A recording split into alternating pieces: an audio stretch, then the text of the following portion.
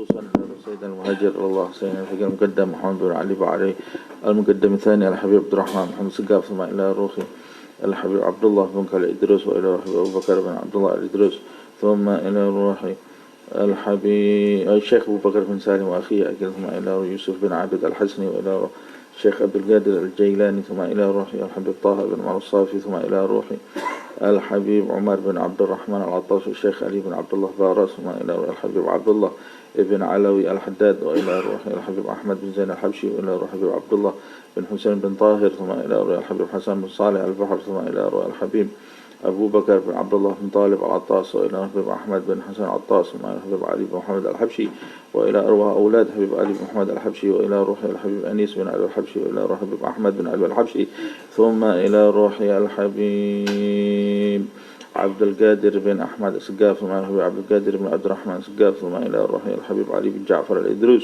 ثم إلى روحي الحبيب سليم، وإلى روحي الحبيب حسن بن عبد الله بن الشاتري، وإلى روحي الحبيب عبد الله بن محمد بن علي شهاب الدين، ثم إلى روحي الحبيب أبو بكر بن محمد سقاف، ثم إلى روحي الحبيب حسين بن أبو بكر الإدريس، وإلى روحي الحبيب عبد الله بن حسن عطاس، ثم إلى أرواح أولياء الله من مشارق الأرض إلى مغاربها، وإلى روحي الحبيب عباس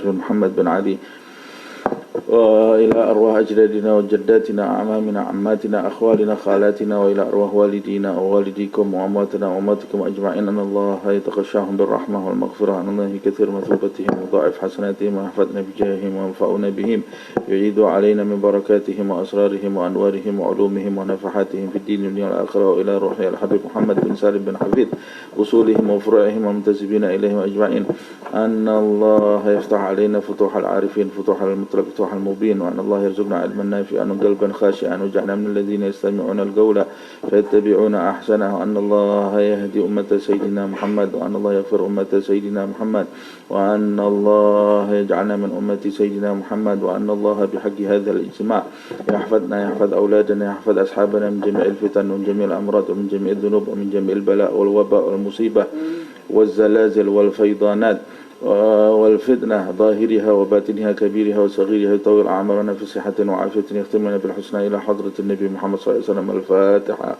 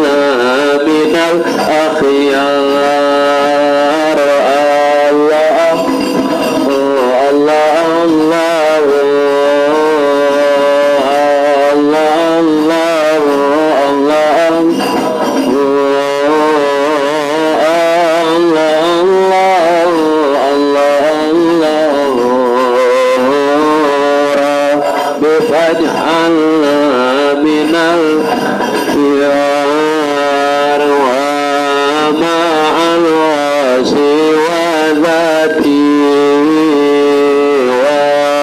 وأوصافي وحالاتي ومن حضارة الأدوار رب فاجعلنا من الأخيار الله الله الله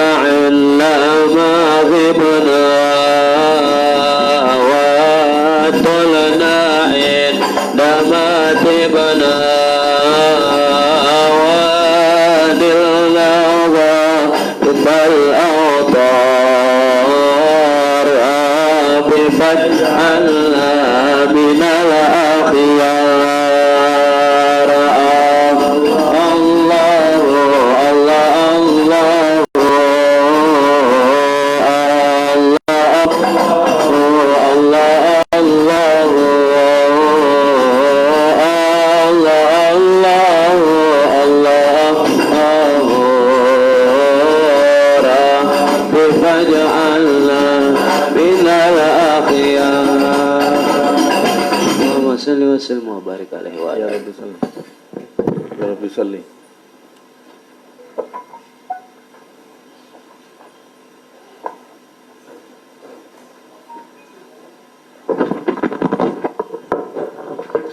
يا ربي صل على محمد يا ربي صل عليه وسلم. يا ربي صل على محمد يا ربي صل عليه. يا ربي صل على محمد حبيبك الشافع المشفع. يا ربي صل على محمد حبيبك الشافع. يا ربي صل على محمد أعلى الورى رتبة وأرفع. يا ربي صل على محمد على الورى رتبة. يا ربي صل على محمد أسمى البرايا جاحا وأوسع. يا ربي صل على محمد أسمى البرايا جاحا. يا ربي صل على محمد واسلك بنا خير ربي خير محيا. يا ربي صل على محمد واسلك بنا ربي خير. يا ربي صل على محمد وعافنا واشفي كل موجع.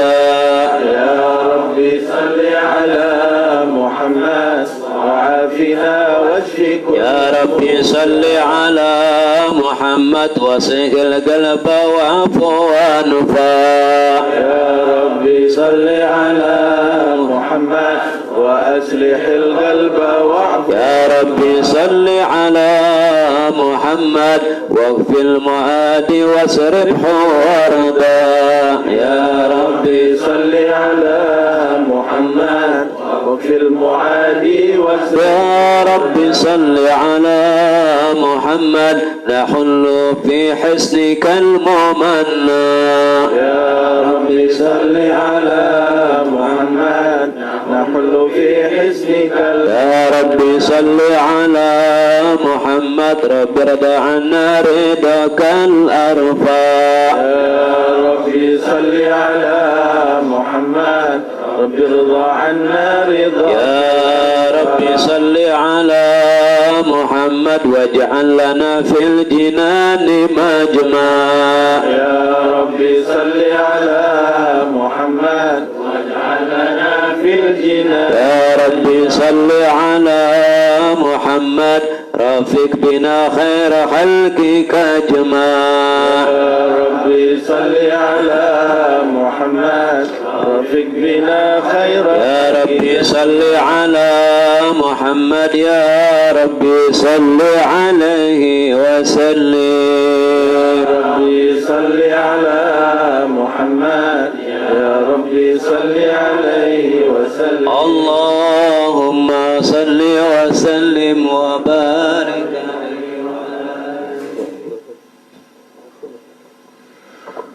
أعوذ بالله من الشيطان الرجيم. بسم الله الرحمن الرحيم. إنا فتحنا لك فتحا مبينا ليغفر لك الله ما تقدم من ذنبك وما تأخر ويتم نعمته عليك ويهديك صراطا مستقيما وينصرك الله نصرا عزيزا. لقد جاءكم رسول من أنفسكم عزيز عليه ما عنتم حريص عليكم بالمؤمنين رؤوف رحيم. فإن تولوا فقل حسبي الله لا إله إلا هو عليه توكلت وهو رب العرش العظيم. إن الله وملائكته يصلون على النبي يا أيها الذين آمنوا صلوا عليه وسلموا تسليما. اللهم صل وسلم وبارك عليه وعلى يمين أفضل. صل وسلم وبارك عليه وعلى آله. الحمد لله الذي هدانا بعبده المختار من دعانا إليه بالإذن وقد نادانا لبيك يا من دلنا وحدانا. صلى عليك الله بارئك الذي بك يا مشفع خصنا وحبانا مع آلك الأطهار معدن سرك الأسمى فهم سفن النجاة حمانا. وعلى صحابتك الكرام حماة دينك أصبحوا لولائه عنوانا والتابعين لهم بصدق ما حدا حاد المودة هيج الأشجانا. والله ما ذكر الحبيب لدى المحب إلا وأضحى والها نشوانا. أين المحبون الذين عليهم بذل النفوس مع النفائس هانا. لا يسمعون بذكر طه المصطفى إلا به انتعشوا وأذهب رانا. فاحتاجت الأرواح تشتاق اللقاء وتحن تسأل ربها الرضوانا. حال المحبين كذا فاسمع إلى سير المشفع وارهف الآذان وانصت إلى أوصاف طه المجتبى واحضر لقلبك يمتلئ وجدانا. ربنا صل وسلم دائما على حبيبك من إليك دعانا. اللهم صل وسلم وبارك عليه. اللهم صل وسلم وبارك عليه وعلى آله.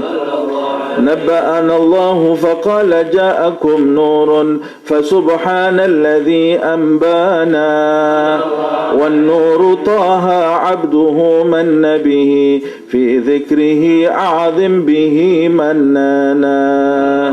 ورحمة المولى تأمل قوله فليفرحوا واغدوا به فحانا مستمسكا بالعروة الوثقى ومعتصما بحبل الله من أنشانا.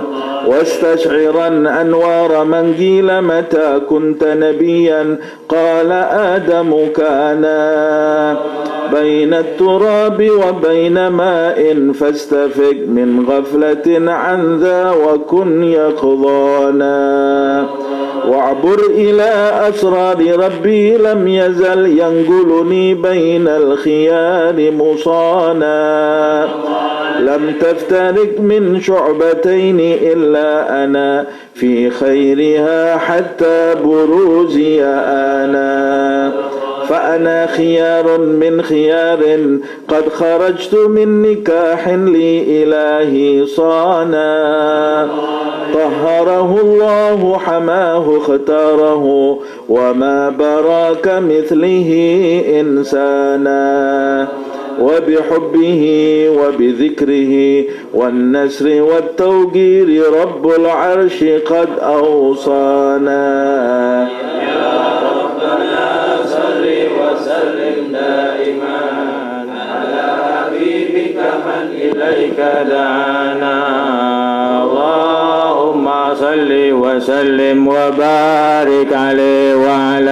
آله اللهم صل وسلم وبارك عليه وعلى آله هذا وقد نشر الإله نوته في كتب بينها لنا تبيانا أخذ ميثاق النبيين لما آتيتكم من حكمة إحسانا وجاءكم رسولنا لتؤمنون وتنصرون وتصبحون أعوانا قد بشروا أقوامهم بالمصطفى أعظم بذلك رتبة ومكانا فهو وإن جاء الأخير مقدم يمشون تحت لواء من نادانا يا أمة الإسلام أول شافع ومشفع أنا كتلا أتوانا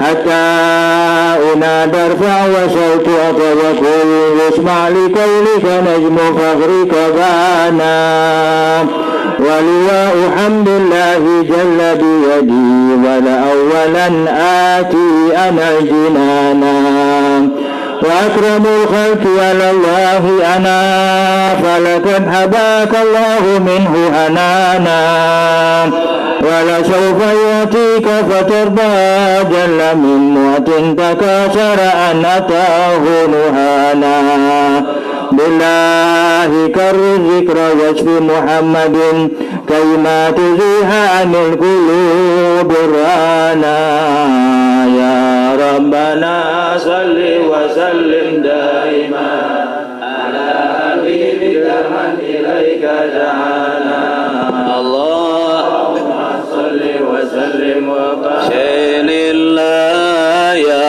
عيد راسي شين الله محيي نفاسي شين الله شمس الشموس المدد يا عيد راسي شين الله عيد راسي شين الله محيي نفاسي شين الله شمس الشموس المدد يا عيد راسي شين الله يا آل طه من سمى عزا وجاها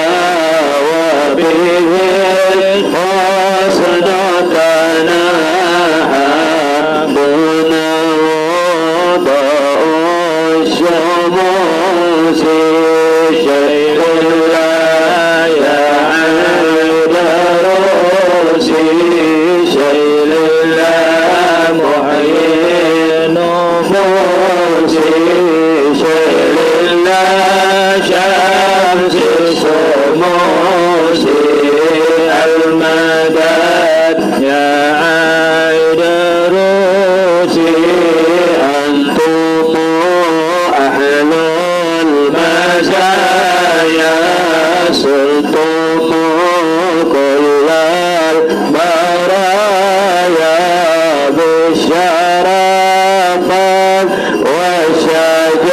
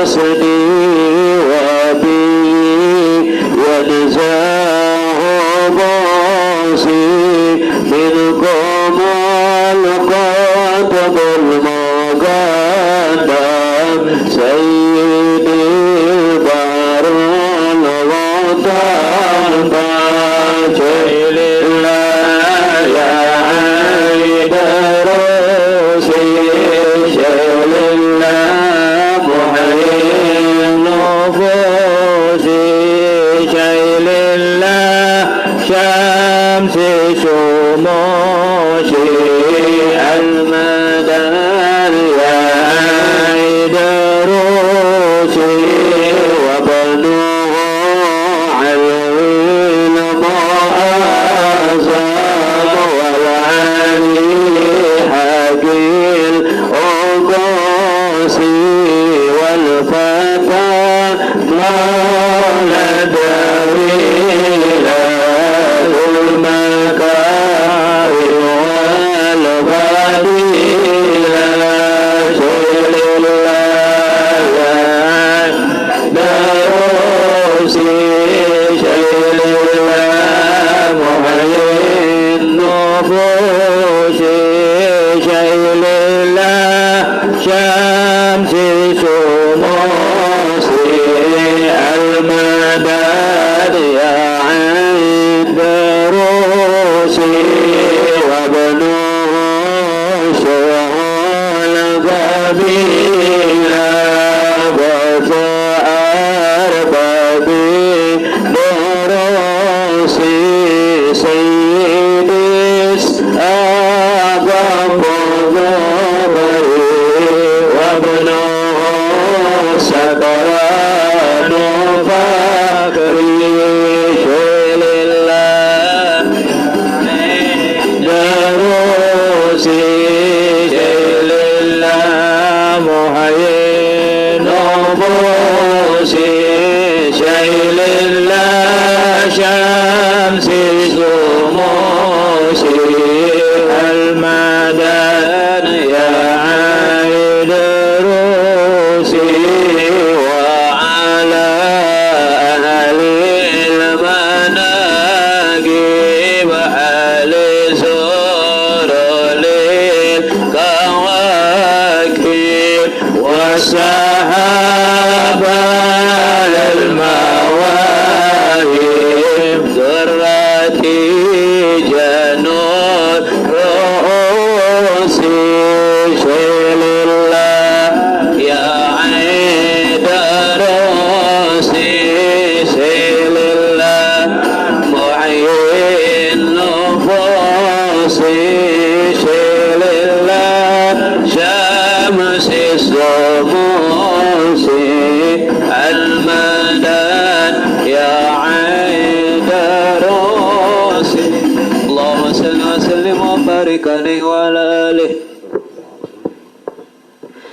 اللهم صل وسلم وبارك عليه وعلى آله.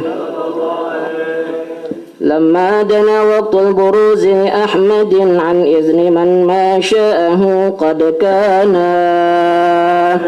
حملت به الأم الأمينة بنت وهب من لها أعلى الإله مكانا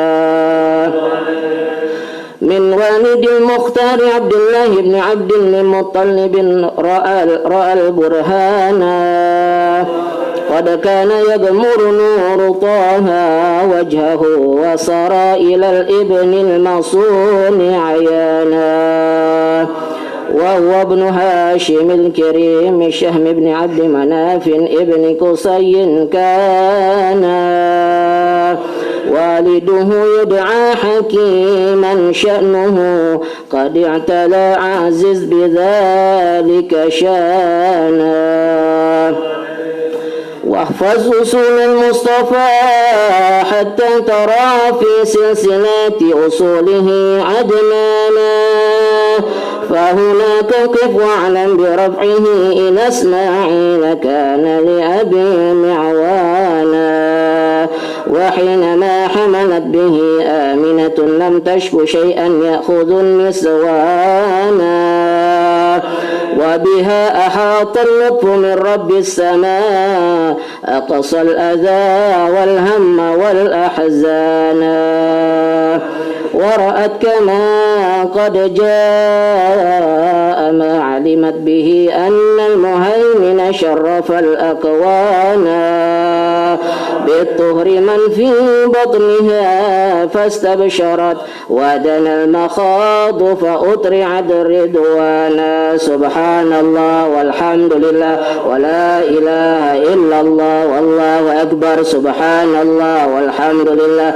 ولا إله إلا الله والله أكبر سبحان الله والحمد لله ولا إله إلا الله والله أكبر سبحان الله والحمد لله ولا إله إلا الله والله أكبر ولا حول ولا قوة إلا بالله العلي العظيم في كل لحظة أبدا عدد خلقه ورضا نفسه وزنة عرشه ومداد كلماته وتجلت الأنوار من كل الجهات فوقت ميلاد المشفع حانا وقبيل فجر أبرجت شمس الهدى ظهر الحبيب مكرما ومصانا صلى الله على محمد صلى الله عليه وسلم صلى الله على محمد صلى الله عليه وسلم يا نبي سلام عليك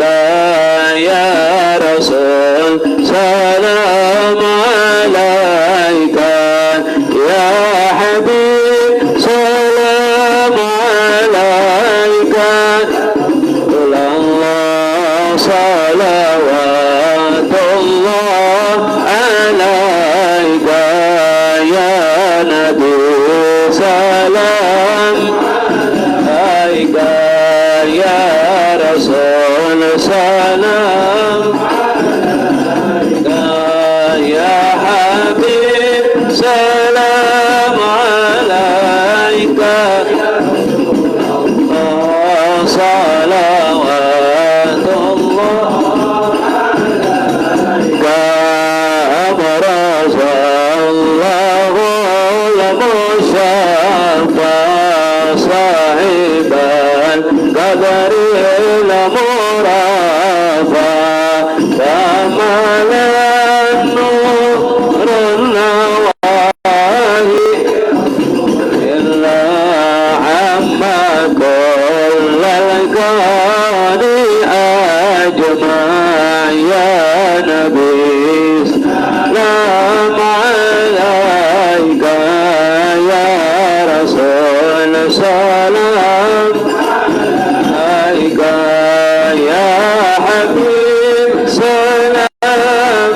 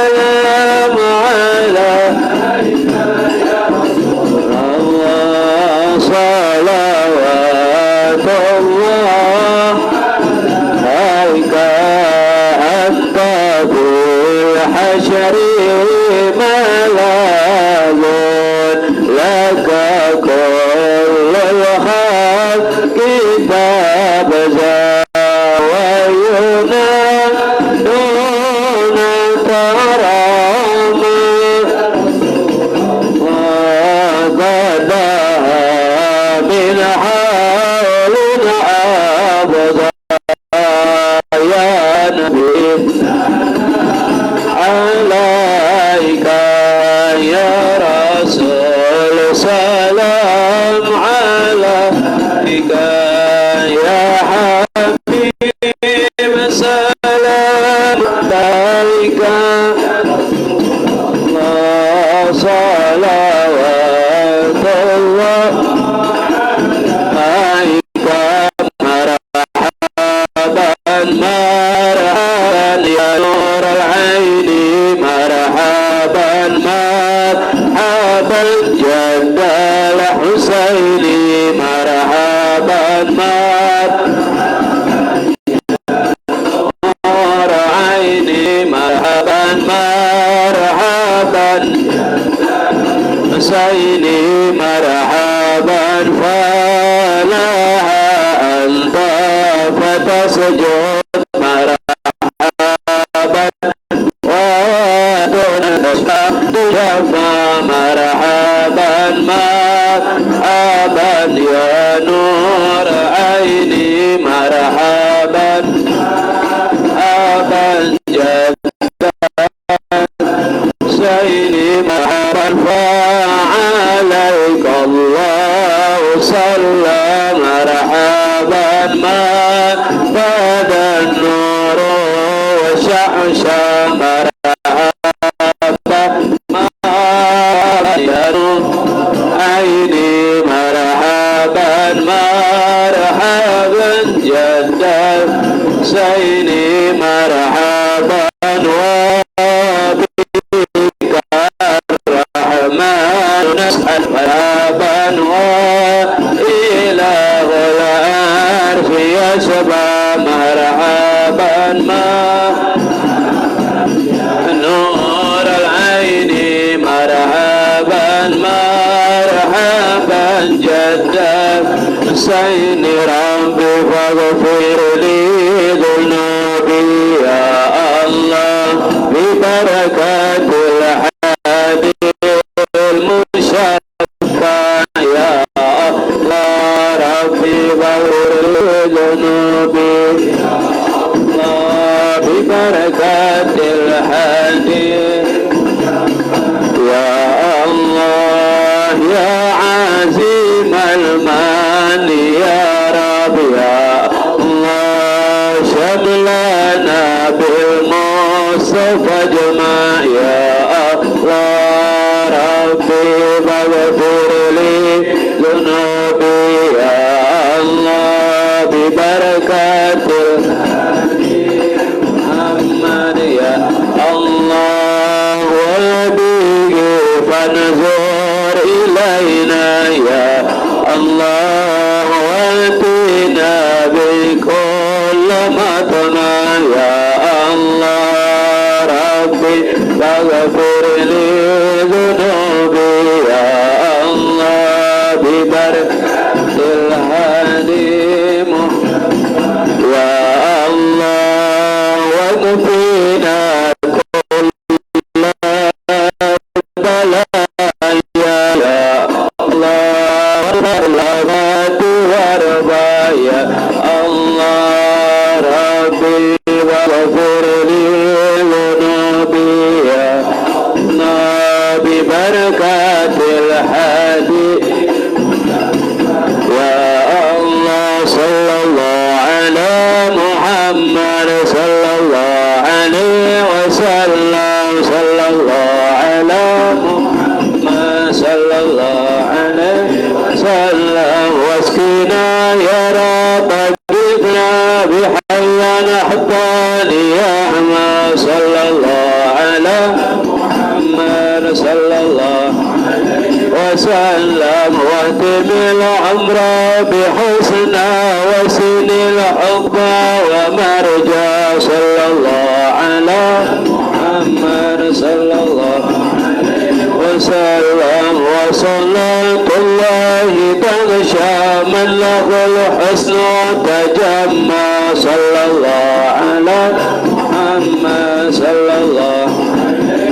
وسلم أحمد طول وآله وصحابة ما سنسى على محمد صلى الله عليه وسلم. اللهم صل وسلم وبارك عليه.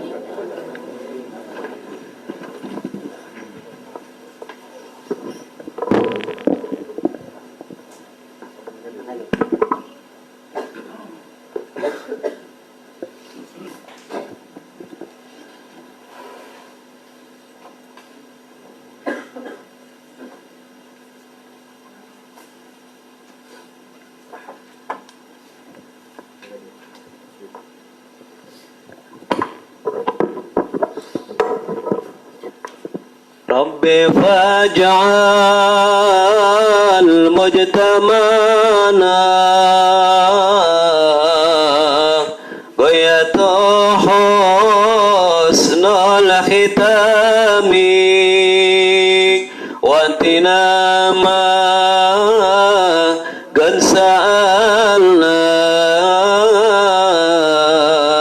من عطاياك الجسام من عطاياك الجسام في غرايضا قد حضرنا مجمع القوم الكرام وبلغنا ما طلبنا من مطالب ومرامي من مطالب ومرامي نال كل ما تمنى إن حياتي كالخيام وحزار الأنس غنى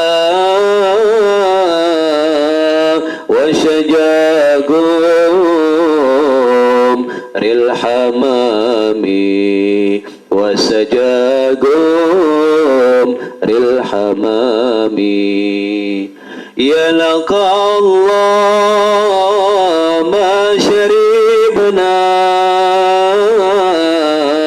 من صفا ذاك المدام ودعينا فأجابنا وعواذلنا نيامي وعواذلنا نيامي وانت معنا واتصلنا عند سيدنا الإمام وشهدنا حين زرنا ما هنالك من مقام ما هنالك من مقام ربي فاجعل منتمنا غاية حسن الختام واعتنا ما قد سألنا من عطاياك الجسام من عطاياك الجسام اللهم صل وسلم وبارك عليه. اللهم صل وسلم وبارك عليه وعلى آله. ولد الحبيب فخر حالا ساجلا لله من أنشانا وبرانا ورعاية المولى تحيط بأحمد في كل حين باطنا وعيانا قد أرضعته الأم ثم ثويبة وحليمة من سعدها قد بانا قد بشرت ثويبة سيدها أبا لهب أعتقها فرحانا لم ينسى خالقنا له فرحته بالمصطفى وبذا الحديث أتانا أن العذاب مخفف في كل اثنين لفرحته بمن وافانا هذا مع الكفر فكيف بفرحة من ذي فؤاد امتلأ إيمانا ورأت حليمة ما رأت من بركات محمد ما حير الأذهان در له الثدي وقد كان ابنها يبيت يبكي مصغبا جيعانا لكنه ليلة أن جاء الحبيب بات موفور الرضا شبعانا ودرت الناقة ألبانا وقد سمنت دويبتها فكان شانا أنكره رفقتها وسلمت أحجار على مولانا سبحان من أنتق أشجارا وأحجارا تحييه المصطفى سبحانا يا ربنا صل وسلم دائما على حبيبك من إليك دعانا اللهم صل وسلم وبارك عليه اللهم صل وسلم وبارك عليه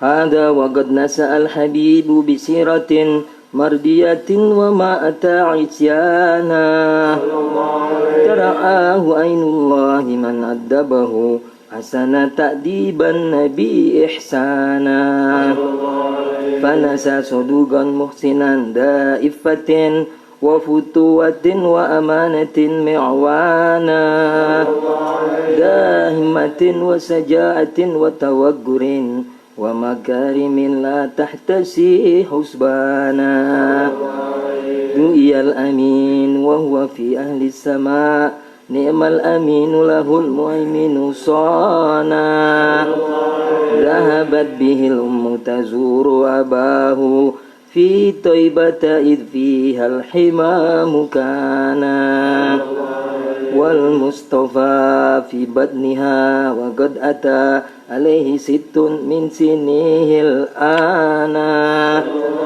وقد أتى الموت حين رجوعها فهباه عبد المطلب حنانا 2 وافاه الهمام فضمه أم مل الأطف عليه جنانا وتوبته البنت خويلد في 25 هازت بالمصفى شانا قد حقق المولى لها آملها نالت سلاما آليا ومكانا وحل مشكلة لوضع الأجر الأسود في الكعبة حيث أبانا أنسئت الأجل ووقاد الحجاب سبحان من علمه وأنا يا ربنا صل وسلم دائما على حبيبك من إليك دعانا اللهم صل وسلم وبارك علينا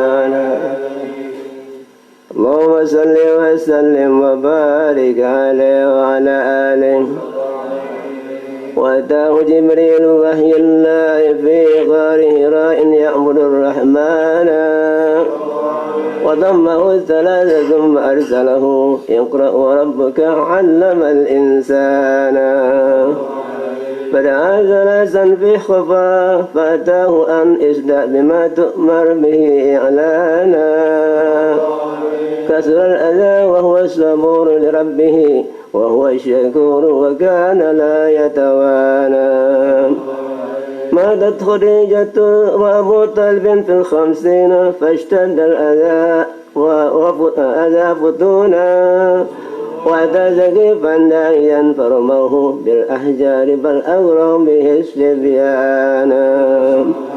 ملك الموت ملك الجبال أتى فقال أتبقها فقال لا بل أرتجي العقبانا. أسرى به المولى وصلى خلفه الرسل وشاهد برزخا وجنانا.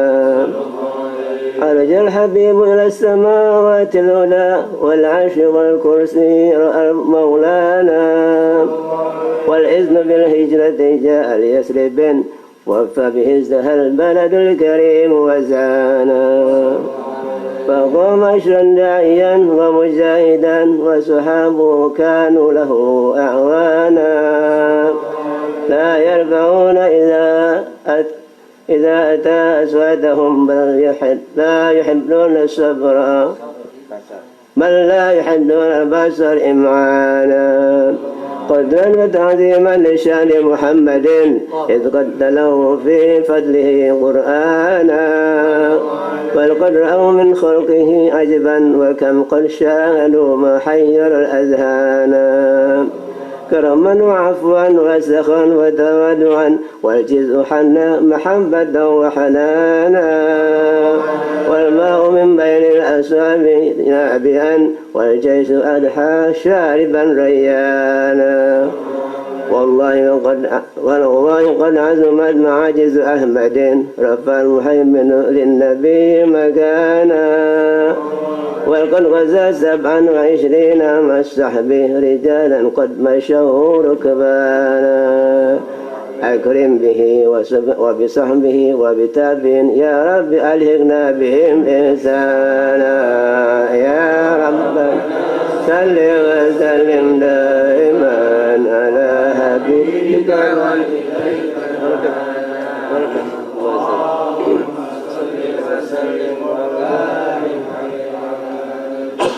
بسم الله الرحمن الرحيم. الحمد لله رب العالمين. اللهم صل وسلم على سيدنا محمد في الأولين وصل وسلم على سيدنا محمد في الآخرين وصل وسلم على سيدنا محمد في النبيين وصل وسلم على سيدنا محمد في المرسلين وصل وسلم على سيدنا محمد في الملأ الأعلى ليوم الدين وصل وسلم على سيدنا محمد وعلى آله وصحبه أجمعين. ولقد أشرت لنعت من أوصافه تحيي القلوب تهيج الأشجانا.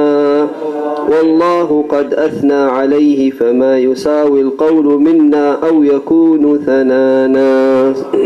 لكن حبا في السرائر قد دعا لمديح صفوة ربنا وحدانا. وإذ امتزجنا بالمودة هاهنا نرفع أيدي فقرنا ورجانا. للواحد الأحد العلي إلهنا متوسلين بمن إليه دعانا. مختاره وحبيبه وصفيه زين الوجود به الإله حبانا. يا ربنا يا ربنا يا ربنا بالمصطفى اقبلنا أجب دعوانا. أنت لنا يا ذخرنا في هذه الدنيا وفي أخرانا. أصلح لنا الأحوال واغفر ذنبنا ولا تؤاخذ ربي إن أخطانا. واسلك بنا في نهج طه المصطفى ثبت على قدم الحبيب خطانا. أرنا بفضل منك طلعة أحمد في بهجة عين الرضا ترعانا. واربط به في كل حال حبلنا وحبال من ود ومن والانا. والمحسنين ومن أجاب ندانا وذوي الحقوق وطالبا أوصانا. والحاضرين وساعيا في جمعنا ها نحن بين يديك أنت ترى. ولقد رجوناك فحقق سؤلنا واسمع بفضلك يا سميع دعانا. وانصر بنا سنة طه في بقاع الأرض واقمع كل من عادانا. وانظر إلينا واسقنا كأس الهنا واشف وعافي عاجلا مرضانا. واقض لنا الحاجات واحسن ختمنا عند الممات وأصلحا عقبانا يا ربي واجمعنا وأحبابا لنا في دارك الفردوس فاجوانا يا ربي واجمعنا وأحبابا لنا في دارك الفردوس يا ربي واجمعنا وأحبابا لنا في دارك الفردوس يا رجوى للمصطفى صل عليه وآله ما حركت ريح الصبا أغصانا سبحان ربك رب العزة عما يصفون وسلام على المرسلين الحمد لله رب العالمين بسر الفاتحة.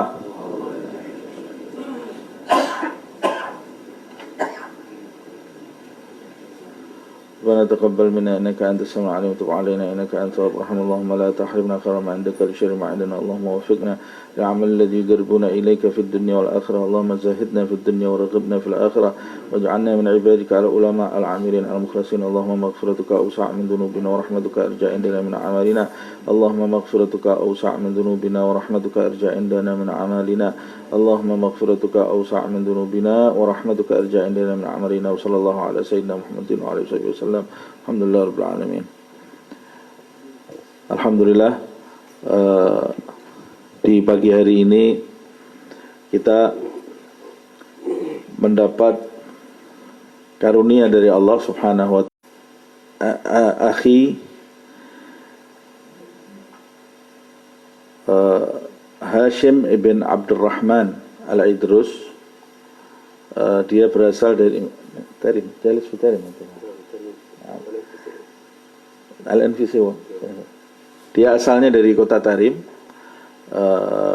Sekarang dia berdiam di kota Sewon dan termasuk guru yang mengajar Al-Quran ya, di sana ya. Mengajar Al-Quran, tahfidz Al-Quran, juga menguasai beberapa ilmu yang di pagi hari ini kita akan mendengarkan nasihat dari beliau. Insyaallah anak terjem ke Indonesia. بعدين اليوم خاص قلت لهم يوم خاص يعني. Kita mendengarkan nasihat dari beliau, mengambil berkah. Mudah-mudahan kita termasuk mereka yang mendapat keberkahan dari pertemuan kita dan menyambung dari Tarim ya, menyambungkan pandangan mata kita dengan pandangan beliau yang bersambung dengan para ulama dan orang-orang yang dicintai oleh Allah Subhanahu wa ta'ala. Semoga seperti halnya kita dikumpulkan di tempat ini, dikumpulkan kita dengan para kekasih Allah Subhanahu wa ta'ala insyaallah di kemudian hari. Amin ya rabbal alamin. Mari kita dengarkan bersama-sama.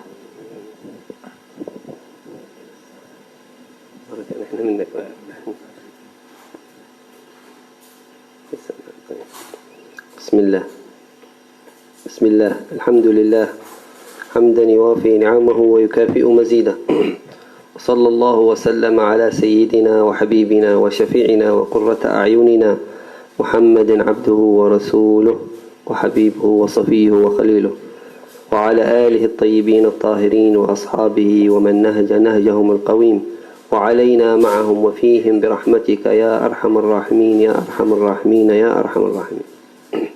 Bismillah, dia mengucapkan Bismillahirrahmanirrahim, kemudian mengucapkan tahmid, hamdan yuwafi ni'amahu wa yukafi'u mazidah, tahmid yang meliputi segala pemberian Allah Subhanahu wa ta'ala dan tambahannya dari Allah Subhanahu wa ta'ala. Juga mengucapkan salawat kepada junjungan kita Nabi besar Muhammad sallallahu alaihi wasallam, begitu pula keluarganya yang suci serta para sahabatnya serta para pengikutnya sampai hari kiamat. Dan kemudian beliau berdoa semoga kita berada bersama mereka insyaallah. Amin ya rabbal alamin. Amma ba'du, fa inna Allah subhanahu wa ta'ala ja'alakum min ahli al-khair min ahli al-barakah bi huduri hadhihi al-majalis allati yudhkaru fiha Rasulullah صلى الله عليه وآله يذكر فيها شرعه، تذكر فيها أخلاقه، تذكر فيها سيرته، فهي فضل وتخصص من الحق عز وجل لكم.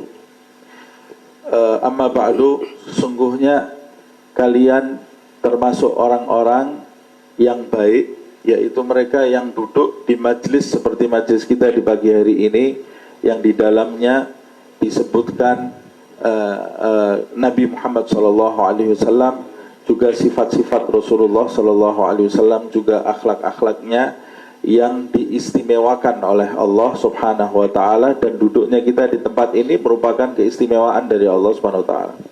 فلذلك قال العلماء إذا أراد الله بك خيرا جعلك من أهل الخير، وجعلك تحب الخير، وجعلك تجالس أهل الخير. Begitulah makanya para ulama mengatakan, jika Allah Subhanahu wa taala menginginkan kebaikan bagi kalian, maka Allah Subhanahu wa taala menjadikan kalian orang baik, dan menjadikan kalian mencintai kebaikan, dan menjadikan kalian mencintai orang-orang yang baik di sisi Allah Subhanahu wa taala. ذلك كان واحد من الصحابة اسمه سيدنا زيد الخيل، خيل، جاء من بعيد قال يا رسول الله قطعت الفيافي وأسهرت راحلتي لأجل أن أسألك سؤالا واحدا، فقال له النبي صلى الله عليه وسلم اسأل، فقال ما علامة الله في من يريد، يعني من أراده الله للنعيم وللجنة يوم القيامة، ومن أراده الله للخيرات، هل له علامة في هذه الدنيا؟ ما علامة الله في من يريد. Begitulah di dalam sebuah riwayat disebutkan Sayyidina Zaid, salah satu sahabat Rasulullah Sallallahu Alaihi Wasallam, mendatangi Nabi Muhammad SAW, dan dia berkata kepada Rasulullah SAW, wahai Rasulullah, sesungguhnya aku telah menempuh perjalanan yang jauh dari tempat tinggalku sampai menujumu, karena aku memiliki satu pertanyaan kepadamu. Apa pertanyaan itu? Aku memiliki pertanyaan, ya Rasulullah, apakah apakah terdapat tanda-tanda yang dimiliki oleh seseorang yang Allah menginginkan kebaikan bagi dirinya, yaitu menginginkan kebaikan nanti di akhirat di surga Allah Subhanahu wa taala. فعرف رسول الله أن سؤاله يعني حاز خيري الدنيا والآخرة. هل لمن له علامة من أراده الله للخيرات وللنعيم، ومن أراده الله للخير العظيم له علامة في هذه الدنيا؟ فعرف هذا قيمة السؤال. Rasulullah SAW memahami maksud pertanyaan dari Zaid ini, yaitu mereka yang diinginkan oleh Allah Subhanahu wa taala kebaikan di dunia ini dan kebaikan di akhirat nanti. Nabi Muhammad SAW memahami kadar dari pertanyaan yang dimaksud oleh Zaid itu, yaitu bukan kebaikan sekedar kebaikan dunia, tapi kebaikan akhirat yang dimaksud oleh Zaid tadi. فقال له الرسول عليه الصلاة والسلام بسؤال آخر كيف أصبحت أنت يا زيد؟ فقال له زيد الخيل أصبحت أحب الخير وأهله، وأفرح إذا فعلت شيئا من الخير، وأحزن إذا فاتني شيء من الخير. فقال له الرسول عليه الصلاة والسلام تلك علامة الله في من يريد يا زيد، تلك علامة الله في من يريد، أحب الخير وأهله، وأفرح إذا فعلت شيئا من الخير، وأحزن إذا فاتني شيء من الخير. Lalu Rasulullah SAW menjawab pertanyaan Zaid al-Khail tadi dengan pertanyaan lagi. Wahai Zaid, bagaimana kondisimu di pagi hari ini? Bagaimana kondisi jiwamu di pagi hari ini? Kata Zaid itu, wahai Rasulullah, aku di pagi hari ini dalam kondisi aku mencintai kebaikan, dan aku mencintai orang-orang yang berbuat baik, dan aku mencintai kebaikan, dan aku memiliki kesedihan jika terlewat dari dalam diriku ini suatu kebaikan. Kalau ada kebaikan yang terlewat, aku menjadikan hatiku sedih, dan aku menginginkan melakukan perbuatan baik, dan aku mencintai orang-orang yang berbuat baik. Maka Nabi Muhammad SAW menjawab, wahai Zaid, itulah ciri-ciri orang yang dikehendaki kebaikan oleh Allah Subhanahu wa ta'ala. Jadi apa yang ditanyakan oleh Zaid itu ada di dalam diri Zaid Al-Khail sendiri. فهذه خلاصة 4 مسائل: محبة الخير ومحبة أهل الخير، الفرح بفعل الخير، الحزن على فوات الخير. فهذه دلالات وعلامات على أنك مهيأ لشيء عظيم وتكون من أهل النعيم والدخول إلى جنات وروضات وخير كبير بهذه الصفات. تنظر في نفسك، هل أنت تحب الخير؟ إذا سمعت خيرا أقيم فرحت به، وإذا سمعت خيرا أقفل أو شيئا منع من خير حزنت عليه. ثم بعد هذا هل أنت تحب أهل الخير؟ فلا يتأتى أن تحب خيرا وتكره أهله. هل أنت لك علاقة ووصلة باطنية بأهل الخير؟ ثم هل أنت تفرح إذا فعلت شيئا من الخير؟ فالإنسان يفرح بصلاته، يفرح بمؤمن من سرته حسنته وساءته سيئته، يعني يحزن إذا فاتته تكبيرة الإحرام، يحزن إذا فاته يوم لم يصلي جماعة، يكون في قلبه حرقة. فهذه علامات على أن الله عز وجل أيدك وجعلك من أهل الخير. Dari jawaban Zaid ini kita bisa menyimpulkan ada 4 tanda. Yang pertama adalah, tanda yang pertama, orang yang dikehendaki kebaikan oleh Allah Subhanahu wa ta'ala adalah mereka menginginkan kebaikan, mencintai kebaikan atau menginginkan kebaikan. Yang kedua, mereka mencintai orang-orang yang baik. Yang ketiga adalah mereka mencintai melakukan perbuatan baik, menginginkan atau rakus terhadap perbuatan baik. Yang keempat adalah mereka sedih jika terlewat dari dalam diri mereka perbuatan baik. 4 hal ini mari kita tanyakan ke dalam diri kita. Apakah 4 sifat ini terdapat di dalam diri kita? Kalau 4 sifat ini terdapat di dalam diri kita, maka mudah-mudahan kita digolongkan termasuk orang-orang yang dikehendaki kebaikan oleh Allah Subhanahu wa ta'ala, yaitu kebaikan, mencintai kebaikan, mencintai jika kita mendengar suatu kebaikan, mencintai ketika kita dijelaskan kepada diri kita hal-hal yang baik yang membuka pintu kita untuk meningkatkan kondisi kita di hadapan Allah Subhanahu wa ta'ala. Yang kedua, kalau kita mencintai kebaikan, maka seharusnya kita mencintai orang-orang yang berbuat baik. Apakah ada rasa cinta kita kepada orang-orang yang baik di sisi Allah Subhanahu wa ta'ala, kepada orang-orang yang saleh. Kemudian yang ketiga adalah menginginkan melakukan perbuatan baik. Mari kita melihat bagaimana kita, sholat kita giat atau tidak dalam melakukan perbuatan baik tadi.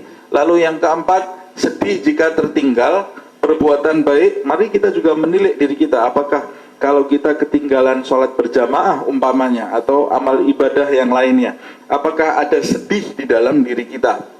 Nah, sebagian orang sedihnya lain kalau ketinggalan sesuatu yang lain. Nah, kalau kita ketinggalan sesuatu yang baik, apakah kita merasakan sedih di dalam diri kita?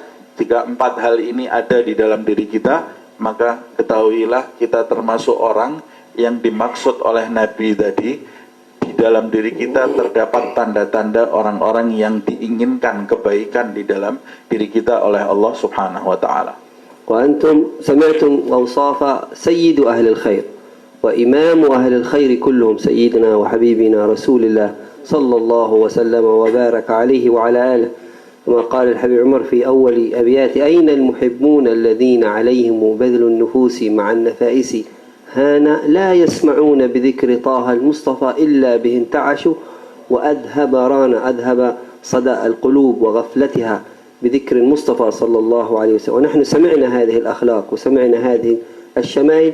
من الضروري أن تذهب صدى قلبك، أن تذهب غفلة قلبك، أن تلين قلبك لذكره وذكر نبيه صلى الله عليه وسلم. Dan kita tadi baru saja mendengar intisarinya, sifat-sifat intisarinya orang yang baik, ciptaan Allah yang terbaik adalah Nabi Muhammad Sallallahu Alaihi Wasallam, yaitu disebutkan tadi, kita sama-sama mendengarnya di dalam kitab Maulid yang dirangkum oleh Habib Umar bin Muhammad bin Salim bin Hafid. Di antara bait-baitnya kita tadi sama-sama mendengar dikutip atau disebutkan oleh Habib Umar di dalam kitab ini, kitab Maulid ini, ainal muhibbuna alladzina badlun nufusi ma'an nafaisihana. Kemanakah atau di manakah para pecinta Nabi Muhammad sallallahu alaihi wasallam yang mereka itu melakukan pengorbanan demi cintanya kepada Rasulullah sallallahu alaihi wasallam. Di antara ciri-cirinya la yasma'una bi dzikri Thahal Mustafa. Di antara ciri-cirinya mereka itu orang-orang para pecinta Nabi Muhammad sallallahu alaihi wasallam, tidaklah mereka mendengar nama Mustafa sallallahu alaihi wasallam illa bihin ta'ashu wa adhabarana. Ketika mendengar nama Nabi Muhammad sallallahu alaihi wasallam, maka hiduplah, segarlah jiwanya dan hilanglah karat di dalam dirinya. Hilang karat di dalam dirinya. Begitulah sifat para pecinta Nabi Muhammad sallallahu alaihi wasallam. Ketika mereka mendengar nama Nabi Muhammad sallallahu alaihi wasallam, disebut nama penciptanya Allah Subhanahu wa taala, disebut nama Nabi Muhammad sallallahu alaihi wasallam, maka hilanglah kelalaian di dalam jiwanya, hilanglah karat penyakit-penyakit hati di dalam jiwanya, dan timbullah motivasi kebaikan, semangat di dalam jiwanya untuk mengikuti Nabi Muhammad sallallahu alaihi wasallam. نعم فذكر النبي صلى الله عليه وعلى آله وسلم يذهب رين القلوب بل مجالسة الصالحين من أعظم ما يجرب به لذهاب دواء أو دواء للقلوب دواء لغفلة القلوب مجالسة الصالحين بل ورؤيتهم كما قال الحبيب علي حبشي. Begitulah mengingat Nabi Muhammad sallallahu alaihi wasallam, menyebut Nabi Muhammad sallallahu alaihi wasallam bisa menghilangkan karat di dalam hati. Maksudnya karat adalah penyakit-penyakit di dalam hati. Bahkan duduk di hadapan orang-orang soleh yang dicintai oleh Allah Subhanahu wa taala juga bisa menghilangkan karat dan penyakit-penyakit hati. Duduk bersama orang-orang soleh itu merupakan obat bagi hati kita, obat bagi penyakit-penyakit hati kita. Bahkan Habib Ali bin Muhammad Al-Habsyi mengatakan, jangankan duduk bersama mereka, melihat wajah orang-orang soleh yang dicintai oleh Allah Subhanahu wa taala bisa menjadi penawar hati kita, bisa menjadi obat untuk penyakit-penyakit hati kita. كان يقولون إذا رأيت محمد بن واسع أنشطوا للعبادة شهرا. هذا أحد الصوفية. إذا رأيت محمد بن واسع. حبيب علي حبشي يقول كنت إذا رأيت ثقلا في نفسي من العبادة قال أذهب إلى حريضة. قصيد شوف في حريضة قد حضرنا مجمع القوم الكرام كله على شيخه. بعدين يقول عند ذاك الإمام قصده حبيب بكر بن عبد الله العطار قال فأنشط للعبادة يذهب الله عن قلبي كل ما فيه فهذه مجالسة الصالحين. Begitulah seorang sufi mengatakan, aku jika melihat Muhammad Al-Wasi' maka timbul semangat di dalam diriku, kayak seperti di-charge, baterai yang di-charge gitu ya. Timbul kama ta'biyah. Seperti di-charge gitu. Orang yang melihat, aku setiap melihat Muhammad Al-Wasi' timbul semangat di dalam hatiku untuk beribadah selama 1 bulan. Begitu lihat Muhammad Al-Wasi' semangat di dalam dirinya untuk beribadah selama sebulan, tidak bermalas-malasan dalam ibadah. Kemudian Habib Ali bin Muhammad Al-Habsyi pernah mengatakan, jika terdapat di dalam diriku sesuatu yang berat, memberatkan aku, sesuatu yang memberatkan Habib Ali ini jangan dibayangkan seperti yang memberatkan kita. Kalau kita masih di dasar nih ya, Habib Ali ini sesuatu yang menghalangi aku atau menjadikan aku berat, maka aku pergi ke Huraidah. Karena di Huraidah itu ada gurunya Habib Ali Ibn Muhammad Al-Habsyi, seperti di Qasidah yang disebutkan tadi. Ketika aku melihat para guru-guruku yang ada di Huraidah itu, maka hilanglah segala kegundahan di dalam hatiku, segala kesempitan di dalam hatiku, dan menjadi bersemangat hidupku, menjadi bersemangat aku dalam mendekat kepada Allah Subhanahu wa taala hanya dengan melihat orang-orang yang dicintai oleh Allah Subhanahu wa taala. ولذلك هذه مجالس لا يعرف قدرها إلا من جالسها. من أعظم أسباب تنوير القلوب وصفائها أكثر من كثير من العبادات. يمكن أنت تصلي بغفلة، تصلي ما في خشوع، تعبد الله بطريقة فيك شيء من الوسواس والرياء، ولكن مجالس الصالحين إذا حضرتم تجد فيها تنويرا للقلوب ما لا يكون في غيرها من العبادات. يقول الحبيب عبد الله بن حسين بن طاهر: مجالس التذكير عديمة النظير، فيها من التنوير للقلب والضمير ما ليس في كثير من طاعة القدير. Begitulah majelis ilmu atau majelis zikir seperti yang kita hadiri di pagi hari ini, tidak ada yang mengetahui kadarnya kecuali mereka yang diberitahu oleh Allah Subhanahu wa taala, yaitu mereka yang menghadiri majelis taklim atau majelis zikir seperti ini. Manfaat yang besar adalah tanwirul qalb, bisa menyinari hatinya, menyucikan hatinya, menyinari hatinya, yang tidak didapatkan dengan ibadah-ibadah yang mereka lakukan sendiri di rumah. Kadang-kadang seseorang melakukan sholat, di dalam dirinya ada was-was. Waktu melakukan sholat ada penyakit riak di dalam hatinya. Ketika melakukan ibadah itu ada kesombongan di dalam hatinya yang bisa mengurangi kadar dari ibadah tadi. Dan itu tidak bisa dibandingkan dengan hadirnya seseorang di majelis ilmu yang bisa menyinari hati seseorang tersebut, melebihi dengan ibadah yang dia lakukan sehari-hari, seperti yang disampaikan oleh Habib Abdullah ibn Husain ibn Tahir. Makna dari apa yang disebutkan tadi, di dalam majelis ilmu itu atau di dalam majelis zikir itu terdapat sesuatu yang bisa bermanfaat untuk hati seseorang, yang terdapat sesuatu yang bisa mendatangkan manfaat, menjernihkan hati seseorang, yang tidak dia dapati di dalam dia melakukan ibadah dalam jumlah yang banyak. Artinya dia melakukan ibadah dalam jumlah yang banyak sendiri, dengan menghadiri majelis taklim atau majelis zikir, dia akan mendapatkan sesuatu yang lebih di dalam majelis taklim dan majelis zikir ini, karena bisa memperbaiki kondisi hatinya, mengobati hatinya. قالوا ذلك ببركة الاجتماع، لأن الماء القليل الكثير كما جاء في الحديث لا يحمل خبث. نقطة بول صغيرة في ماء كبير لا تؤثر، فأنت مثل نقطة بول بسيئاتك مع وجود الحاضرين. بل قالوا العلماء أحيانا الآن جابوا فلاش، هذا نقطة من الفلاش مطهر تطهر ماء كثير جدا. هذا الفلاش قالوا مثل الولي العالم يحضر مجلسا فيطهر المجلس جميعه ببركة الحضور والاجتماع، كما جاء في الحديث: ما جلس قوم في بيت من بيوت الله، وفي بعض الروايات في حديث مسلم: ما جلس قوم يذكرون الله، ما في بيت بيوت الله إلا نزلت عليهم السكينة وغشيتهم الرحمة وذكرهم الله في من عنده. هذا هو فائدة الاجتماع وبركة الكثرة في الاجتماع. Nah, seperti itulah keberkahan dari ijtima' atau pertemuan seperti ini, perkumpulan yang baik seperti ini. Air yang banyak, dalam riwayat disebutkan air yang banyak dia tidak membawa kotoran.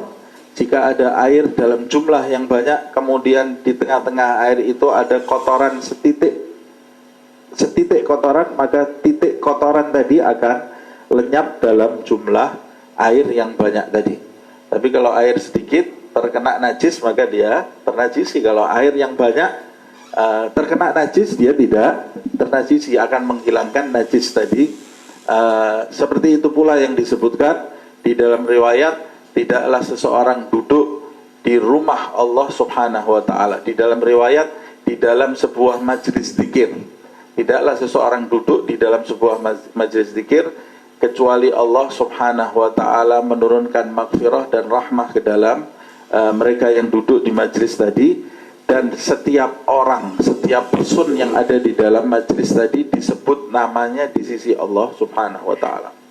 وقال آخر في مجالس الصالحين شعر: ودواء قلب خمسة، فتلاوة بتدبر المعنى وللقلب الخلاء، وقيام ليل والتضرع بالسحر، ومجالسات الصالحين الفضلاء. هذه من دواء القلوب، تصفي ليش القلوب. ومنها مجالسة الصالحين، فإنها من أعظم ما يشفي القلوب مما هي فيه من الغفلة. di dalam sebuah majelis orang soleh disebutkan syair tadi yang maknanya qalbin khamsatun fatilawah. Obat hati itu ada obat hati itu ada 5. Yang pertama adalah membaca Al-Quran bitadabbur, dengan merenunginya. Khala' al-batn. Membaca Al-Quran dengan merenunginya, yang pertama. Yang kedua adalah dengan mengosongkan perut, yaitu berpuasa karena Allah Subhanahu wa ta'ala. Qiyamul lail. Yang ketiga adalah bangun di malam hari, yaitu salat tahajud. Tadarru'u bis-sahar.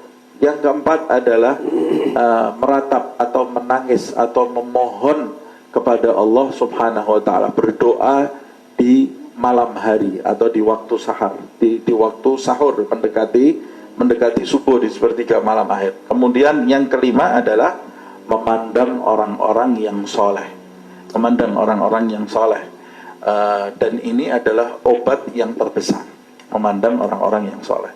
Lakin ya akhwan, hadhihi al-majalis تحتاج إلى متابعة ثمرتها كمثل الإنسان الذي يغرس ثمرة، يغرس حبة في الأرض ثم لا يسقيها، فهذه المجالس مثل الحبوب تغرسها في الأرض ثم إذا لم تسقها لم تنبت ولم تؤتي ثمرتها. فانظر إلى آثار هذه الجلسات، هل لها أثر عليك في بيتك؟ هل لها أثر على الإقلاع عن المعصية؟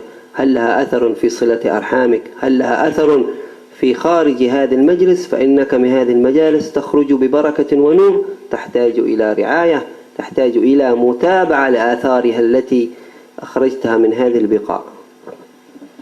Tapi wahai ikhwan, saudara-saudaraku, majelis seperti ini memerlukan perhatian, memerlukan perawatan, perlu dirawat. Seperti orang yang menanam sesuatu di dalam tanah, maka kalau dia mengharapkan hasil dari apa yang dia tanam, maka dia harus merawat apa yang dia tanam terlebih dahulu, baru nanti dia akan mendatangkan hasil. Nah, majelis khair, majelis ilmu, majelis zikir seperti ini, itu seperti ketika kita hadir majelis seperti ini, seperti kita sedang menanam benih-benih kebaikan di dalam jiwa kita. Tapi benih-benih kebaikan ini perlu perawatan di luar. Ketika kita meninggalkan majelis, maka kita masih perlu membina lagi apa yang kita rawat. Kalau tidak kita rawat, maka benih ini nanti tidak tumbuh di dalam kehidupan kita. Kualitas tadi tidak nampak di dalam kehidupan kita. Makanya kita lihat apakah benih-benih itu sudah tumbuh ketika kita hadir di majelis ini, apakah buahnya sudah kita rasakan, benihnya sudah tumbuh di dalam sholat kita, menjadikan kita rajin sholat, atau menjadikan kita rajin berzikir, atau menjadikan kita bersilaturahmi, menjadikan kita berakhlak di dalam kehidupan sehari-hari. Itu pentingnya kita menghadiri majelis semacam ini, kemudian memperhatikan bagaimana membina dan merawatnya. فهذه المولد فيه ذكر أخلاق المصطفى، فهذه فائدة أن تخرج وتعرف أخلاق المصطفى. فما من مولد إلا وذكر السيرة، إلا وذكر أخلاقه في آخر المولد، أخلاق الخلقية وتمتع به من صفات، ثم الأخلاق الخلقية صلى الله عليه وسلم. فلذلك الحبيب لما ذكر في أوله قال فاسمع إلى أوصاف طه المصطفى. هذه الفائدة. وانصت لقلبك يمتلئ وجهي، فاسمع. هذه فوائد أن تعرف كيف أخلاق المصطفى، كيف أعمال المصطفى. جعلنا الله وإياكم ممن أحبه واصطفى. Begitulah kita tadi sama-sama mendengar maulid, dan di dalam maulid itu ada sejarah hidup, jalan hidup, ada jalan hidup Nabi Muhammad SAW dijelaskan di dalam maulid. Tidaklah seseorang membuat maulid, orang-orang soleh itu setiap mereka membuat maulid yang kita tahu sekarang ini, pasti di dalamnya menceritakan tentang sifat-sifat Nabi Muhammad SAW. Bukan cuma sekedar kelahirannya saja, tapi di dalamnya pasti menyebutkan tentang akhlak budi pekerti Nabi Muhammad SAW. Nah, itu yang paling penting untuk kita perhatikan. Sebab itu Habib Umar bin Muhammad bin Salim bin Hafid di dalam maulidnya dia Al-Lami' dia mengatakan fasma' ila awsafil Mustafa. Habib Umar mengatakan dengarkanlah sifat-sifat Al-Mustafa Nabi Muhammad sallallahu alaihi wasallam. Wansib li qalbika yamtali wijdana. Dan dengarkan dengan hatimu, dengan seksama di dalam hatimu, maka akan memenuhi, maka akan datang kebaikan memenuhi jiwamu jika kita mendengarkan sifat-sifat akhlak budi pekerti Nabi Muhammad SAW itu dengan seksama kita perhatikan, kemudian nanti kita akan mendapatkan hasil. فالصفات قسمان حتى في آخر مورد الحبيب علي حبشي فصلان، فصل للصفات الخلقية وفصل للصفات الخلقية، كل هكذا الموالد. فالصفات الخلقية أن تقتدي به في صفاته، في صدقه، في إخلاصه، في غضبه، في محبته، في صلته للإخوان، في محبته لأصحابه. ثم الصفات الخلقية حتى أنك إذا رأيته صلى الله عليه وسلم في النوم عرفته بصفاته ونعته الشريف، وهي من أعظم ما تعطى به جوائز من مجالسكم هي رؤية الرسول صلى الله عليه وسلم في النوم ثم رؤيته في اليقظة. أكرمنا الله وإياكم بهذه الميزة العظيمة. Dan sifat itu terbagi menjadi dua. Yang pertama sifat bentuk tubuhnya, itu sifat bentuk tubuhnya. Yang kedua adalah sifat budi pekertinya. Penjelasan mengenai sifat Nabi itu, setiap kitab maulid pasti ada dua hal ini. Yang pertama menjelaskan bentuk tubuh Rasulullah SAW. Yang kedua menjelaskan budi pekerti Nabi Muhammad SAW. Menjelaskan budi pekerti Rasulullah SAW agar kita mengikuti Nabi Muhammad SAW. Kapan Nabi Muhammad SAW itu marah, kapan Nabi Muhammad SAW itu bersabar menjaga dirinya, kapan Rasulullah SAW itu umpamanya bersedekah, siapa yang dicintai Nabi Muhammad SAW, umpamanya apa yang tidak disukai oleh Rasulullah SAW, kemudian apa tingkah laku Rasulullah SAW di dalam sifat akhlaknya. Sedangkan sifat bentuk badan Nabi Muhammad SAW itu dijelaskan di pasal akhir. Tentu saja manfaatnya agar kita mengenali ciri-ciri bentuk Rasulullah SAW supaya terus terbayang di dalam benak kita bentuk indahnya Rasulullah SAW. Dan hadiah terbesar dari hal itu adalah hingga terbayang di dalam diri kita sampai kita bisa memimpikan Rasulullah Sallallahu Alaihi Wasallam. Kalau kita mimpi Nabi Muhammad Sallallahu Alaihi Wasallam, itu hadiah terbesar dari Allah Subhanahu Wa Taala. Dan di waktu memimpikan Rasulullah itu kita tahu ciri-cirinya Nabi, karena kita sudah sering membaca ciri-ciri Nabi. Begitu setiap yang disebutkan di dalam maulid-maulidnya Habib Ali Al-Habsyi, maulid Habib Umar, dan maulid-maulid yang lain. Nah, kemudian tujuan yang lebih besar dari itu, kita mendapat hadiah memimpikan, memandang Rasulullah SAW dan memandangnya nanti dengan kondisi terjaga. Dengan kondisi terjaga. فلذلك هل لك مقصد رؤية الرسول صلى الله عليه وسلم، وهو أعظم مقصد ينبغي أن يكون في قلبك رؤيته، وتتكحل عينك برؤية ذلك المحيا والجمال الذي إذا رأيته نسيت كل جمال صلى الله عليه وسلم. يقول الحبيب الحبشي: يا ربي شرفني برؤية سيدي وأجلي صدى القلب الكثير صدأه، وبلغ عليا ما يروم من اللقاء، فجل قصدي لقاءه، ليته خصني برؤية وجه زال عن كل من رآه شقاء، أو بتقبيل راحة كان لله وفي الله أخذها والعطاء. Apakah begitulah melihat Nabi Muhammad SAW itu suatu kemuliaan yang besar?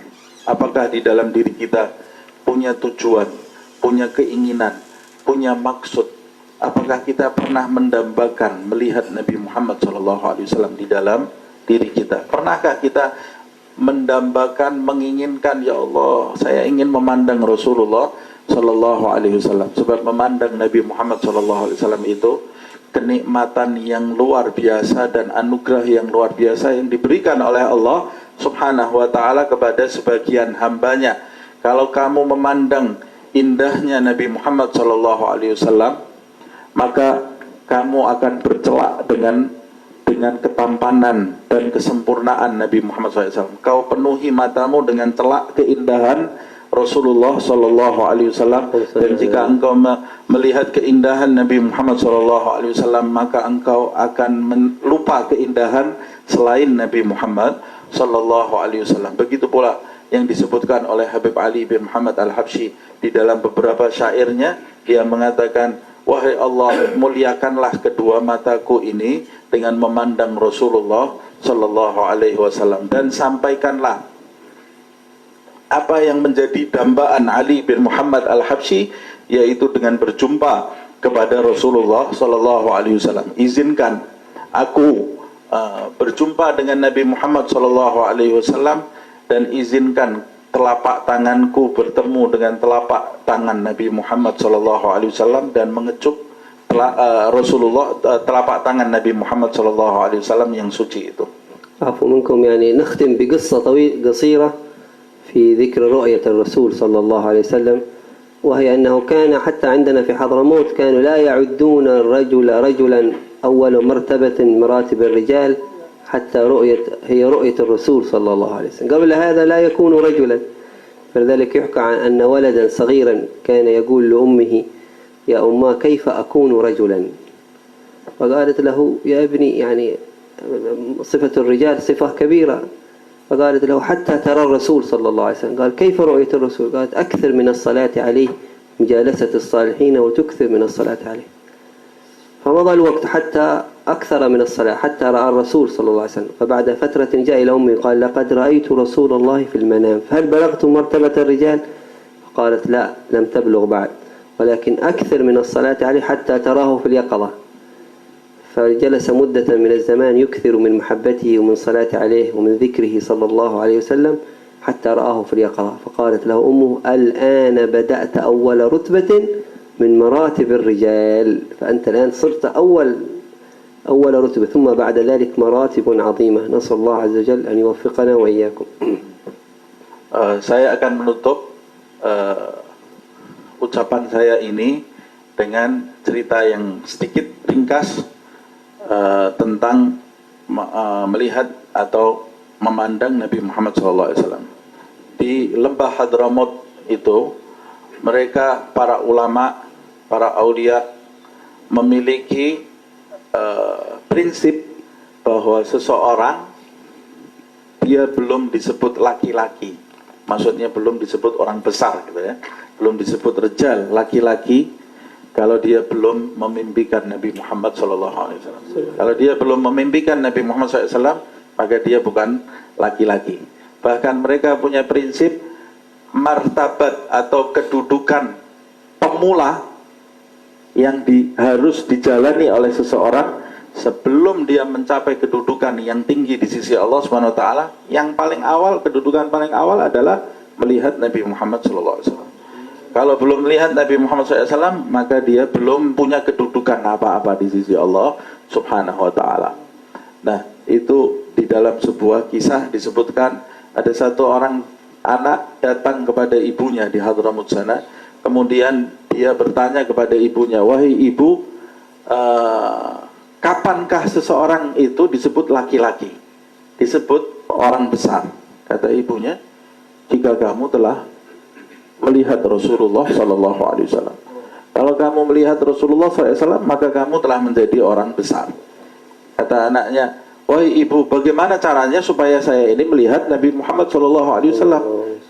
Kata ibunya, kalau kamu mau melihat Nabi Muhammad SAW, maka kamu harus banyak-banyak menyebut Nabi Muhammad SAW, banyak bersolawat kepada Rasulullah SAW, banyak berzikir, banyak beribadah, menjaga dirimu dan duduk dengan orang-orang soleh yang dicintai oleh Allah Subhanahu Wa Taala. Nanti kamu bisa melihat Rasulullah SAW. Kemudian setelah itu anak itu berpisah dari ibunya, dia melaksanakan apa yang diperintahkan oleh ibunya. Setelah sekian lama dia datang ke ibunya, kemudian mengatakan, wahai ibu, aku sudah melihat Rasulullah SAW. Apakah aku sudah termasuk orang besar? Lihat ini, dialog anak dan ibu di sana itu tidak seperti dialog anak dan ibu. Di sini apa yang diminta oleh anaknya dan apa yang diinginkan oleh ibu itu kepada anaknya adalah sesuatu yang mulia di sisi Allah Subhanahu wa taala, tidak berurusan dengan dunia yang hina dan rendah ini. Kemudian anak tadi tanya kepada ibunya, apakah aku sudah termasuk orang besar wahai ibu? Kata ibunya, sebentar dulu, kamu melihat Nabi Muhammad SAW pada waktu kamu tidur atau dalam waktu kamu terjaga? Kata anaknya, pada waktu aku tidur wahai ibu. Kalau begitu kamu belum jadi orang besar. Usaha lagi sampai kamu melihatnya dalam keadaan terjaga. Bagaimana caranya? Lakukan zikir yang banyak, sholawatnya banyak, duduk sebanyak-banyaknya dengan orang soleh, menjaga hati kita dari perbuatan yang tidak diridhai oleh Allah Subhanahu wa ta'ala. Maka anak itu kembali lagi bermujahadah, bersungguh-sungguh, sampai beberapa waktu dia datang ke ibunya, wahai ibu, saya sudah melihat Nabi Muhammad dalam keadaan terjaga. Kata ibunya, berarti kamu sekarang telah naik ke tingkat pertama dalam kedudukan di sisi Allah Subhanahu wa ta'ala. Tingkat pertama. Di atasnya ada martabat tingkatan-tingkatan yang lebih tinggi lagi. Tingkatan yang pertama yang dialami oleh kekasih Allah Subhanahu wa ta'ala, pertama adalah bertemu dengan Nabi Muhammad SAW dalam keadaan terjaga. على ذكر رؤية الرسول نذكر الحبيب حسن بن أحمد العيدروس، هذا من أفضل علماء حضرموت، جد عمي عبد الله العباس، جد أبو أمه علوي بن محمد بن حسن بن أحمد. هذا الحبيب حسن بن أحمد له فضائل كبيرة جدا في حضرموت وفي ترين. كان يقول الحبيب علي الحبشي تمثل لي رسول الله في عمود من نور.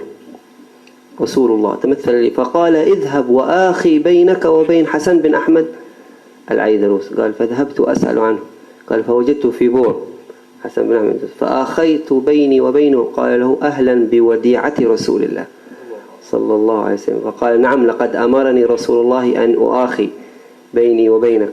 وكان له فضل كبير جدا حتى في بناء الرباط. كان يقول يا علي حبشي ابني لنا بيتا ولو تؤكل طلاب المدة شهرين 3 شهور سنسبق الآخرين. فقال الحبيب علي الحبشي فبنيت الرباط ففتح الله علي وكان سيكون معمورا إلى يوم الدين. بركة الحبيب حسن بن أحمد العيدروس، نسأل الله عز وجل أن يوفقنا وإياكم لكل خير. من دعوات الحبيب علي الحبشي يقول اللهم كما آمنا به ولم نره، اللهم كما آمنا به ولم نره فلا تحرمنا في الدارين يعني الدنيا والأخرى في الدارين رؤيته. في أيضا دعوات يقول اللهم إني أحبك وأحب هذا الحبيب لحبك، فإن صدقت فيما ادعيت فالصدق محبوبك، وإن تخيل لي ذلك فاجعله اللهم ذلك الخيال تلحقني به بالصادقين يا رب العالمين. وصلى الله على سيدنا محمد وعلى آله وصحبه وسلم والعفو منكم جزاكم الله خير. Mengenai memandang Nabi Muhammad SAW, kata beliau, saya jadi teringat bahwa di negeri Hadramut itu ada seorang kekasih Allah Subhanahu wa ta'ala yang punya kedudukan tinggi di sisi Allah Subhanahu wa ta'ala, Habib Hasan bin Ahmad al-Idrus. Habib Hasan bin Ahmad al-Idrus ini di antara datuknya Abdullah ini ya, datuknya Abdullah bin Abbas dari ibunya. Habib Hasan bin Ahmad al-Idrus ini punya hubungan yang erat dengan Habib Ali bin Muhammad al-Habsyi, persaudaraan yang erat dengan Habib Ali bin Muhammad. Akthar sin min Habib Ali, akbar minno. Dan Habib Hasan bin Ahmad al-Idrus ini umurnya jauh lebih tua dari Habib Ali bin Muhammad al-Habsyi. Dan yang mempersaudarakan mereka berdua adalah Rasulullah sallallahu alaihi wasallam. Suatu ketika kata Habib Ali, aku duduk di masjid dan tiba-tiba nampak dengan kedua mataku ini Rasulullah sallallahu alaihi wasallam di tiang masjid dengan cahayanya yang begitu bersinar, dan dia berkata kepadaku, hai Ali, pergilah engkau menemui Habib Hasan, temuilah Hasan bin Ahmad al-Idrus dan jalinlah persaudaraan antara engkau dengan dia. Habib Hasan bin Ahmad al-Idrus itu tinggal di kota Bor. Kota Bor itu tidak jauh dari kota Seun. Lalu Habib Ali pergi dari kota Seun, pergi menuju ke rumah Habib Hasan bin Ahmad Al-Idrus. Sampai di depan rumah Habib Hasan bin Ahmad Al-Idrus, sudah disambut dengan Habib Hasan bin Ahmad Al-Idrus dengan mengatakan ahlan wa sahlan, selamat datang wahai titipan Rasulullah SAW.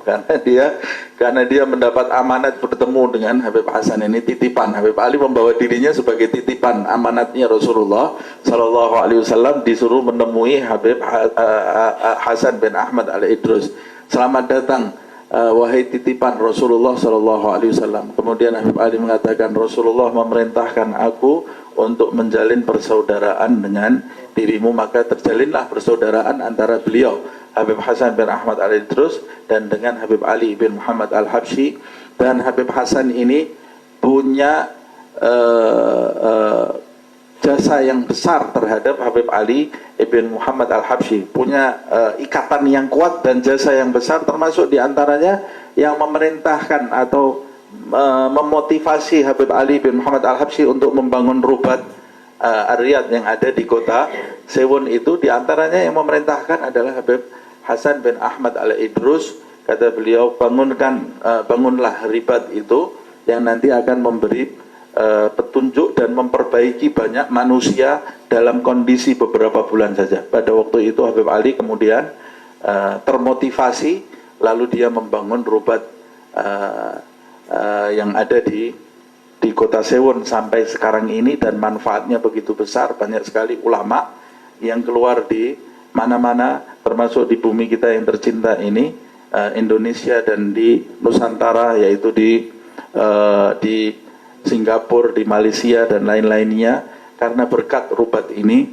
Dan Habib Ali bin Muhammad Al-Habsyi ini memiliki kecintaan yang besar terhadap Rasulullah SAW.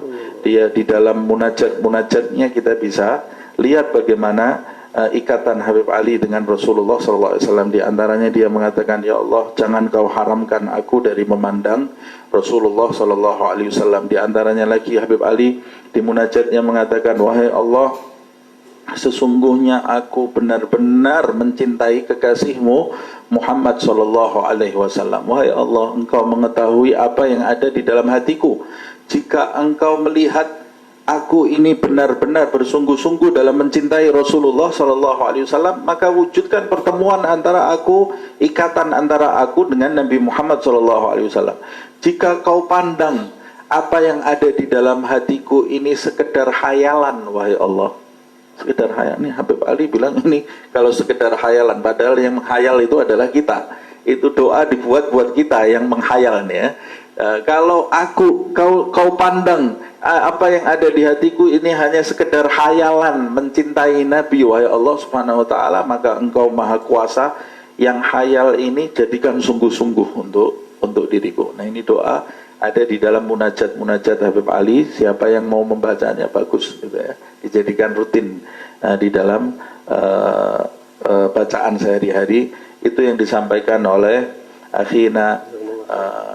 Mudah-mudahan bermanfaat khususnya untuk diri saya dan kita semua, dan semoga Allah Subhanahu wa taala seperti halnya mempertemukan kita di tempat ini, mempertemukan kita dengan baginda Nabi Muhammad SAW di hari kebangkitan dan di surga Allah Subhanahu wa taala. Amin ya rabbal alamin. Wa'alafu.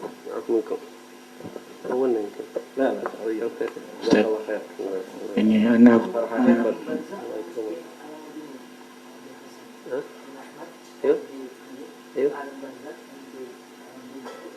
ittifaq bainahu wa bain dunia. Ustaz Nabil, anak ini mewakili semua yang di sini. Tadi kita banyak dapat ilmu dari cerita-cerita daripada Habib Hashim bin Abdul Rahman Al-Idrus ini. Jadi mewakili semua ini, kita ni kan di bawah payungnya Habib Ali Habsyi. Ana minta dari Habib Hashim untuk pilih satu kasidah dari sini dan akan dibaca dari Akhi Ahmad atau Abdul Qadir supaya kita tu boleh ketemu sama Rasulullah. Pilih satu kasidah supaya kita bisa baca. Minta tolong. أنت تختار واحد نشيدة من حبيب علي، خليه يجرى هذا نشيدة ليجعلنا احنا كلنا نرى النبي محمد صلى الله عليه وسلم ولو في الرؤيا. يا رب لنا ولكم.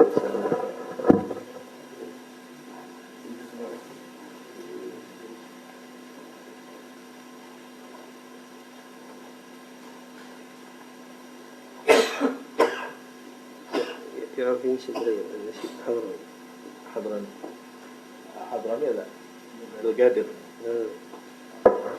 إذا بنجيب له فصيحة هذه فصيحة ذكر الرسول الشوق إليه زادت سليمة بالوصال تكرما فصيحة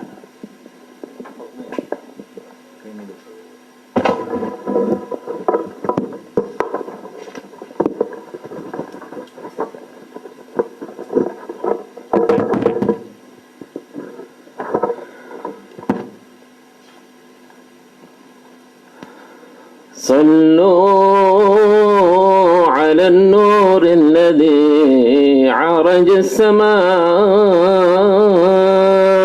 صلوا على النور الذي عرج السماء يا فوز من صلى عليه وسلم يا فوز من صلى عليه وسلم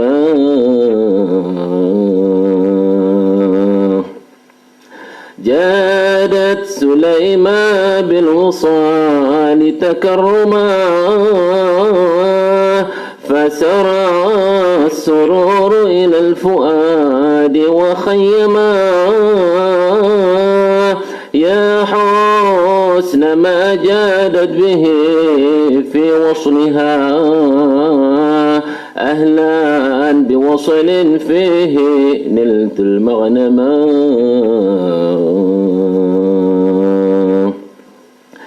منن تسارعت العقول لنيلها وهبات فضل أورثتنا عن عما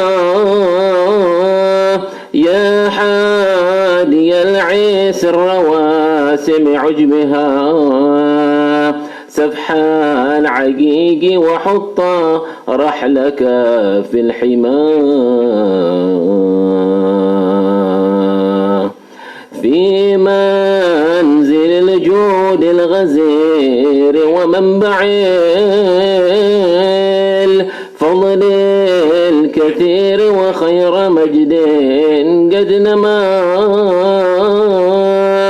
في جنة ما شاقني من وصفها إلا لكون الحب فيها خيما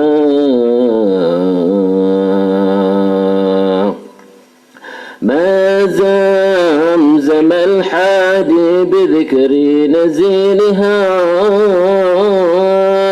إلا وأنعشني إذا ما زمزما فمتى أراها لاثما لترابها يا ليتني للترب ذلك ألثما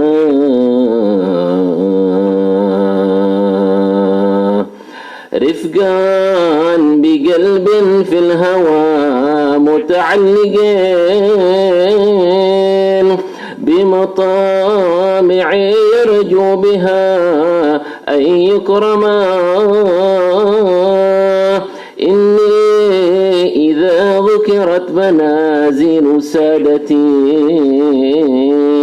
كادت دموع العين أن تجري دما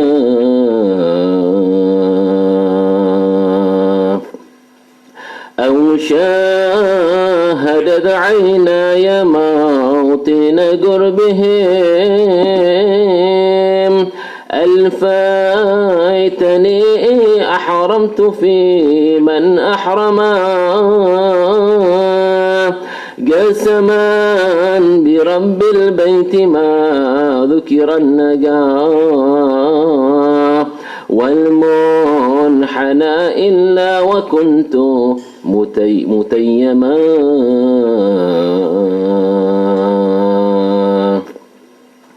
قسما برب البيت ما ذكر النجاة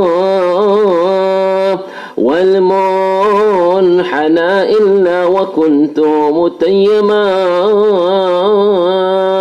يا ليلة بات الحبيب يدير من كأس الوصال مدامة ما أنعما